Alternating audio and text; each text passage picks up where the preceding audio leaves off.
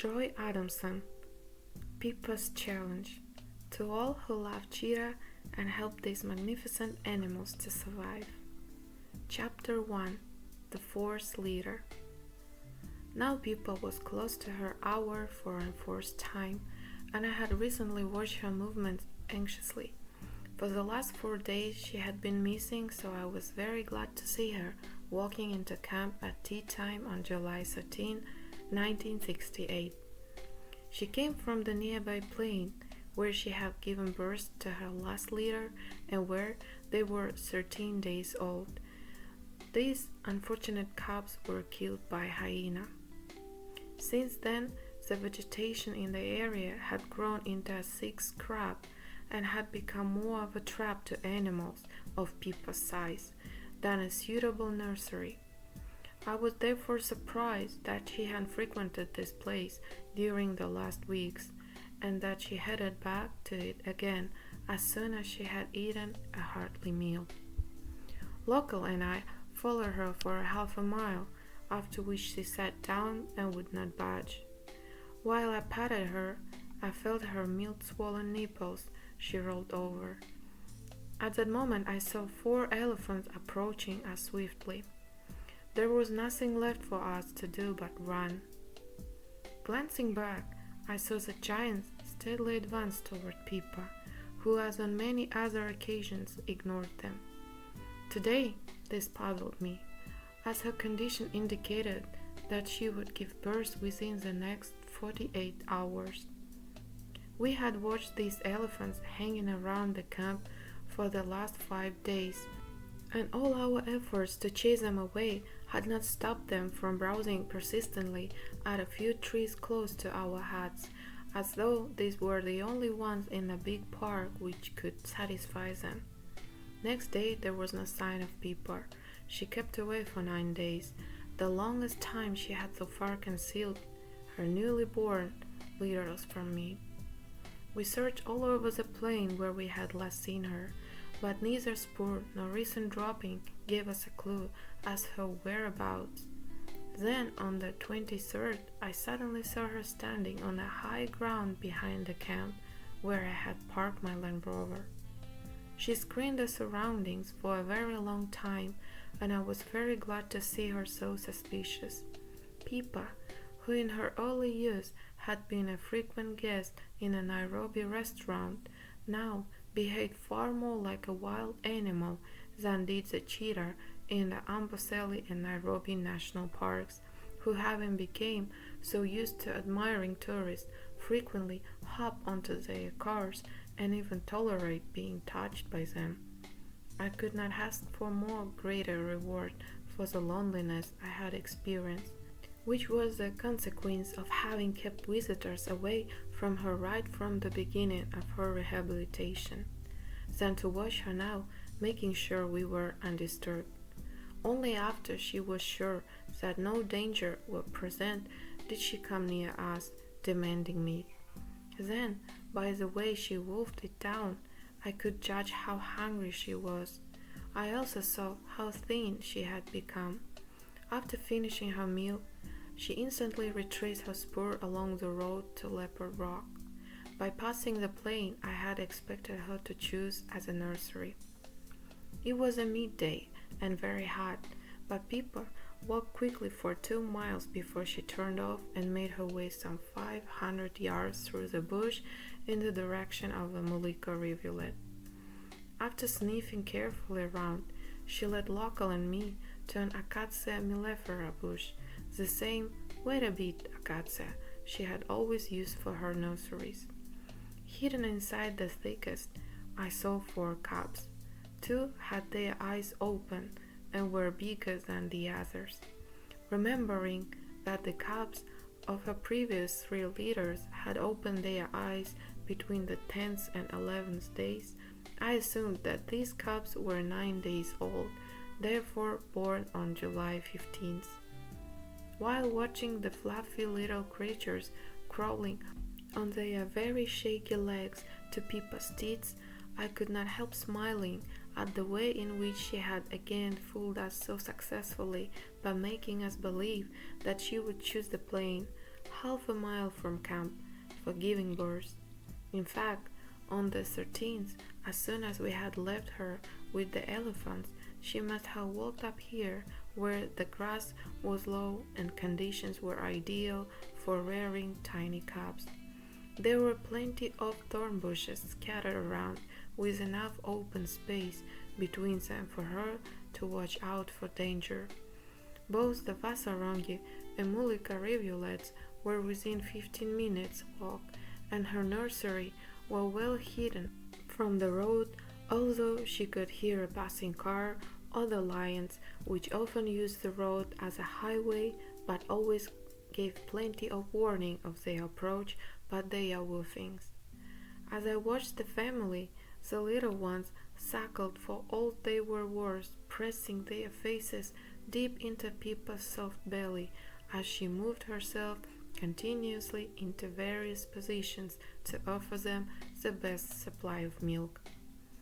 Reluctantly, I left this peaceful scene and returned home.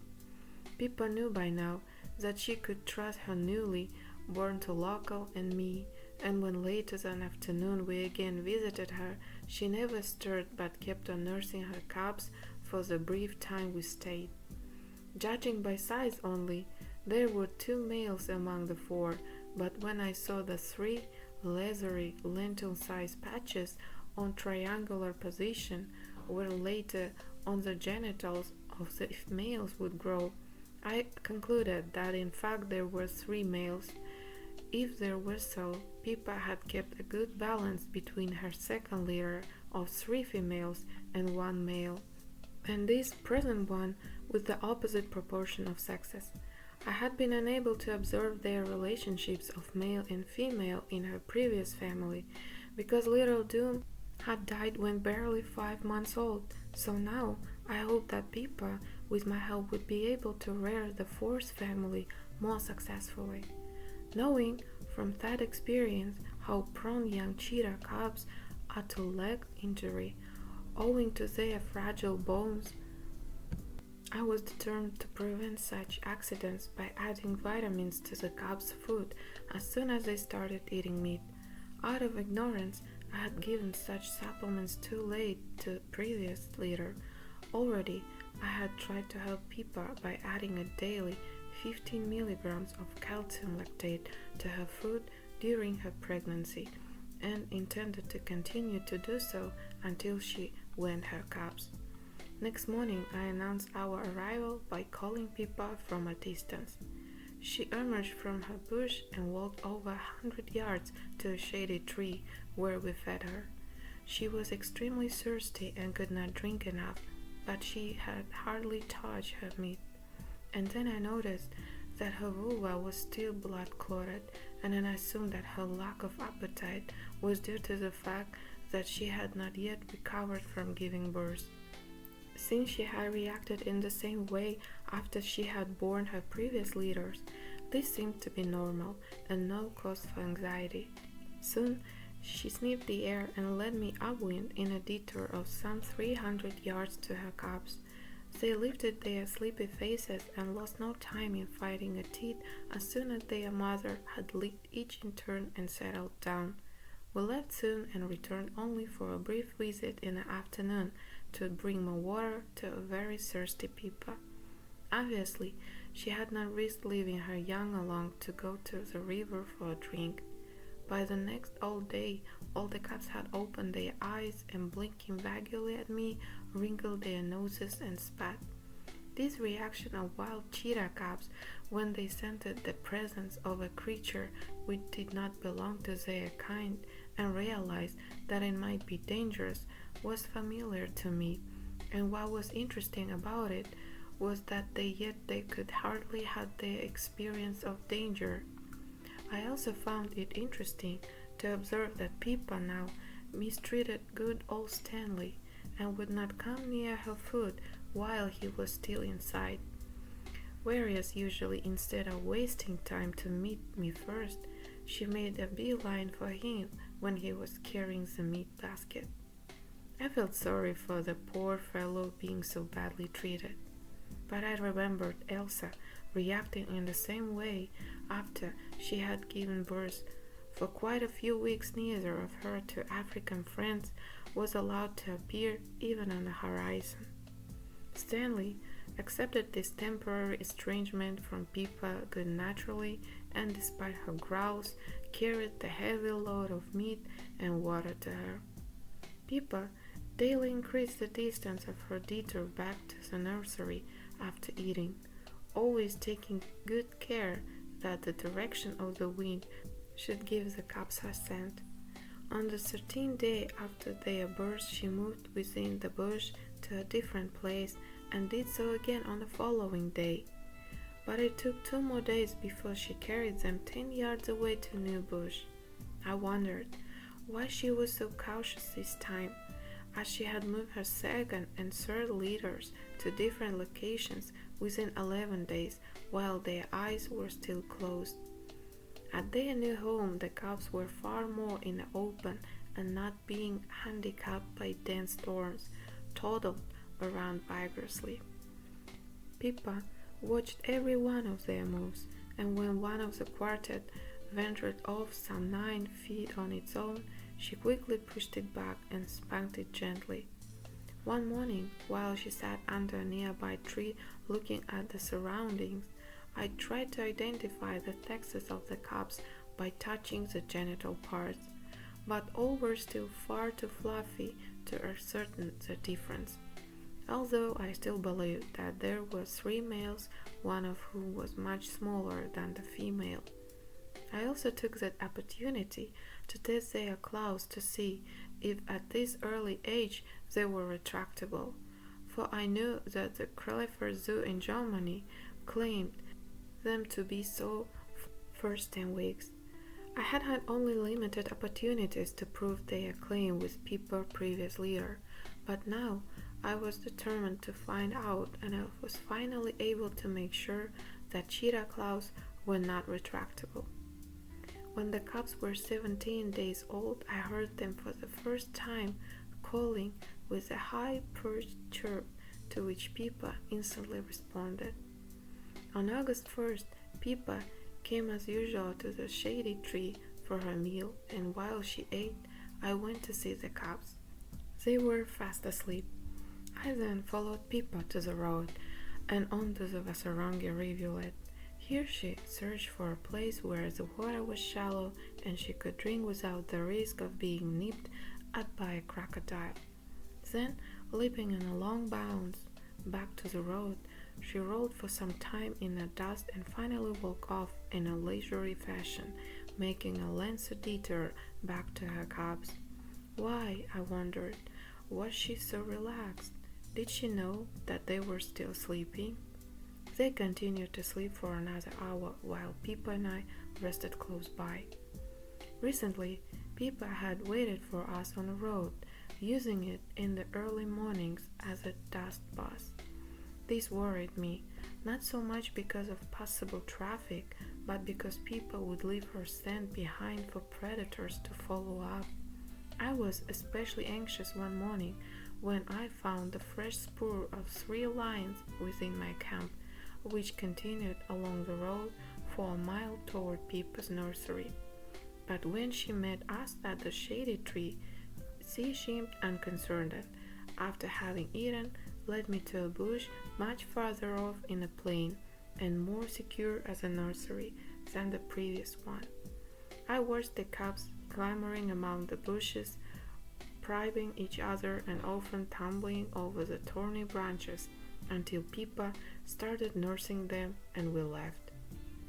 We had not gone more than 500 yards when we saw 3 lions walking along the road toward us. While we stopped to watch them, they bolted into the plain where, a little higher up, Pippa had her cubs. Very worried, we all we could to make them change their course. We must have been successful, for the next morning we found the family under the same bush where we had left them, with Pippa concerned only about the baboons, which we heard barking not far away. She refused to eat her meal under the shady tree, and looking nervously around, hardly touched the meat, even after I had brought it close to the nursery. Strangely, in the morning, she seemed not to be all worried about by the baboons, which were still closed, and even left the sleeping cubs for a long time in order to stretch her legs. During her absence, I investigated their teeth and found the bottom incisors and the canines well developed. The cubs were 3 weeks old that day. 2 days later, the top incisors and canines had come through. Meanwhile, Pippa had moved them some 250 yards into a very small bush, which hardly offered any protection. So the little ones could now scramble along on their own. It was a long distance for them to cover.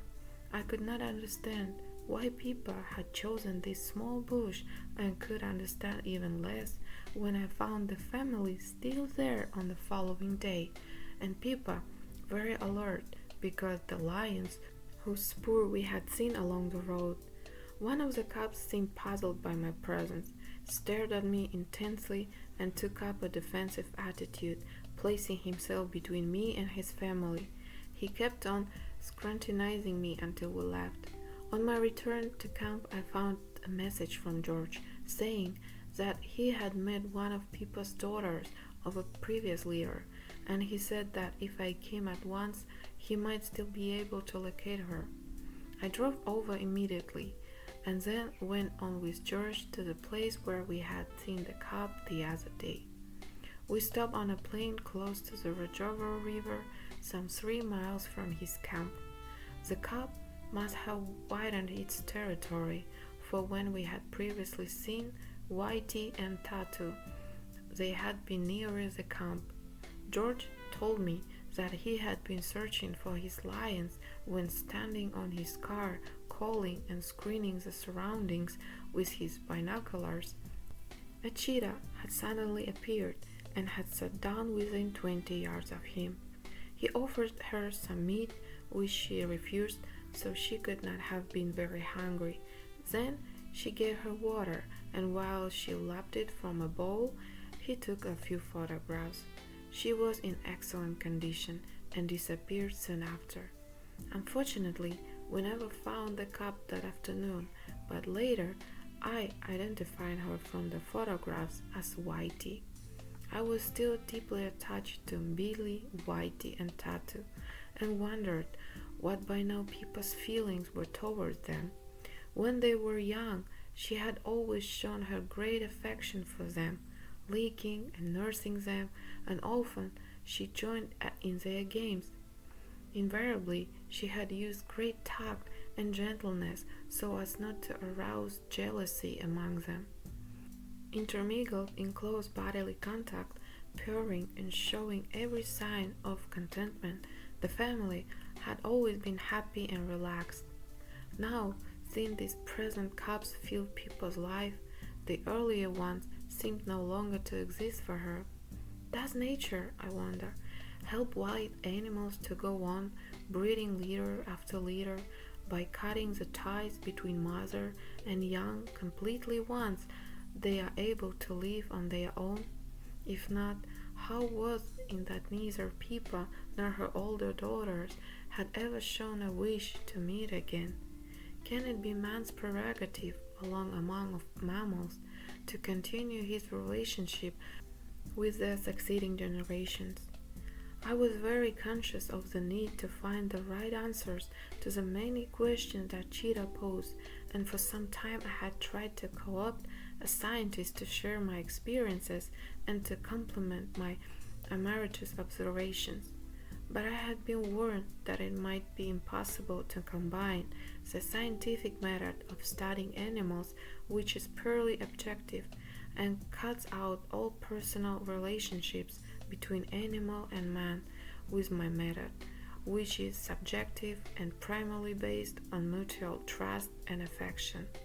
In the end, since I failed to find a scientific colleague, I could only try to use some of the ways that scientists had recommended to me, one of which was repeatedly to spend 24 hours with the animals and record minutely every detail of their behavior.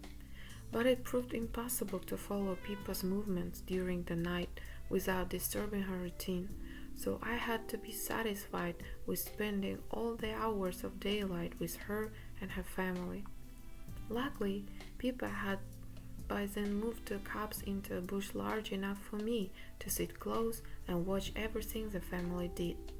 By midday, the heat became exceedingly trying, and although the lacy foliage of the Acacia mellifera seemed to provide enough shade to keep the cheetah comfortable, I had to change my position under the thorny branches very often, so as to keep in the shade and try to stop my headache.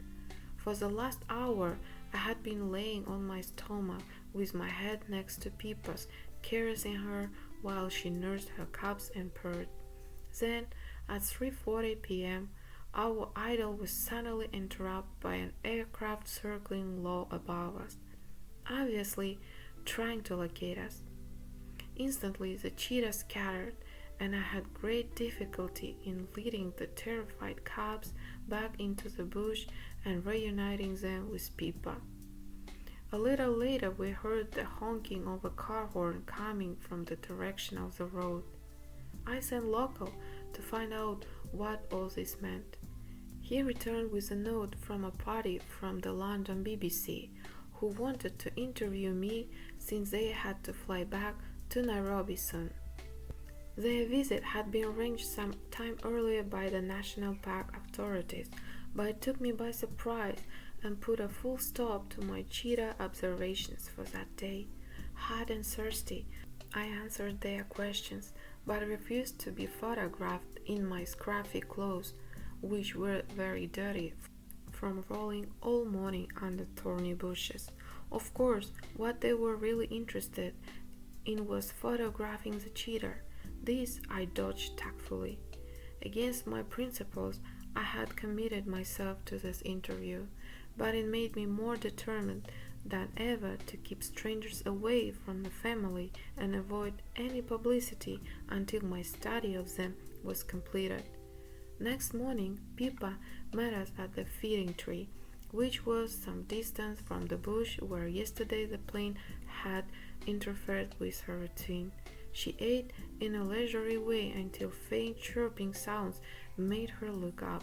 So far as I was concerned, these chirps could have been made by birds, but Pippa at once interrupted her meal and hurried off to her cubs. She had quite a job finding the little ones who, trying to follow her, had got entangled in the undergrowth and separated from each other. The smallest cub had an especially tough time struggling through the grass. When I found it panting and exhausted and crying for help, I picked it up.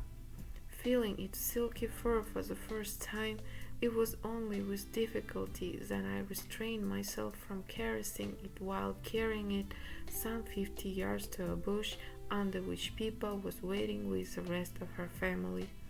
This was a really thorny fortress with excellent shade.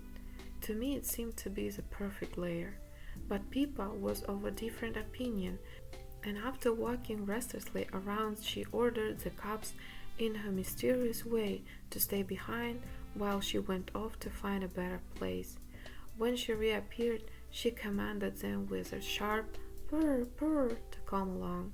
It was a charming sight to see the cubs trotting off in single file, winding their way through the grassy labyrinth until the smallest one once again in trouble, as it tumbled against insurmountable obstacles. This time Pippa came to its rescue and carried it by the scruff of its neck, dropping it repeatedly to get a better grip as she picked it up again, until she reached a patch of open scrub in which she rested her young. I thought in a totally inadequate retreat, providing barely enough shade against the fierce sun, let alone security from predators. Pippa must have come to the same conclusion, for leaving the little ones in my care, she went off in search of a more suitable bush. She was away for 20 minutes, a long time for the cubs to wait, during which the smallest one came cuddling up to me, tempting me irresistibly to play with it. I needed to exert self-control not to respond to it, and I was only just succeeding in not weakening when it joined the other cubs and all dozed off in a fluffy heap of soft bodies. By now it was 10 a.m., the hour at which Pippa always suckled her cubs. She did not need a watch to tell her the time, and turned up at the exact minute. Strangely, however, she did not settle down to nurse the family, but went to the far end of a scrubby patch and lay down. I patted her, and although she purred and seemed to like being caressed, she did not move. Expecting her to be thirsty after her long walk, I went back to the feeding tree to get water. On my return, I found that all the cheetah had disappeared. I searched under every promising bush for a long time. Then I saw Pippa about 300 yards away coming toward me, alone and very thirsty. She drank the last drop of water, after which she returned to open scrub where she stayed put. Nothing I could do would make her move back to her cubs, so, taking the hint, I went home. I wondered whether her restlessness and her wish to hide the cubs was her reaction to my touching the smallest one, or if she were still upset about the plane circling so low and noisily yesterday above this lair. Whatever her reasons, I had to restore her trust, which in either case had been injured by human interference. Chapter 2. The Danger of Milking a Puff Adder. As soon as we reached camp, another plane circled low. Then it headed towards the Kenmare airstrip 2 miles away, obviously wanting me to pick up its passengers there. So I was surprised I could guess who the visitors were. Sometime earlier I had been approached by Sawyer Viewmaster Stereo Pictures USA for my cooperation in making a new series of films about African animals in the name of Elsa. The well-known wildlife photographer Alan Root would take most of the pictures while I would add the ones of Pippa and her cubs. Since neither Alan Root nor I had ever handled a stereo camera, Sawyer was sending its chief photographer, Fred Bennion, to Kenya to instruct us on the mechanism. I knew that Fred Bennion had arrived recently in the country. When I drove up to the airstrip, I found not only Bennion but also Alan Root and his wife Joan, together with their pilot Jan Tippett, who often flew their private plane. I was glad to see Alan and Joan again. We had known them for many years, and we had followed their careers from the very beginning with great interest.